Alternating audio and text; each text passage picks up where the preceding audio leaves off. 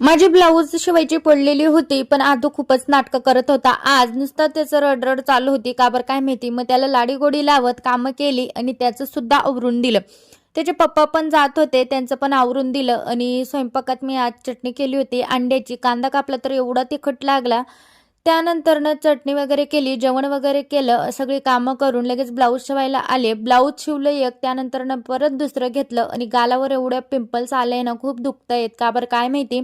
हे सुद्धा ब्लाऊज मी कंप्लीट केलं. छान, खूप छान लूक आलेला होता. कारण कापड त्याचं म्हणजे शिवायला थोडा अवघड गेला, पण शिवून लूक खूप छान देत होतं ते ब्लाऊज आणि घालून सुद्धा खूप सुंदर दिसला असता.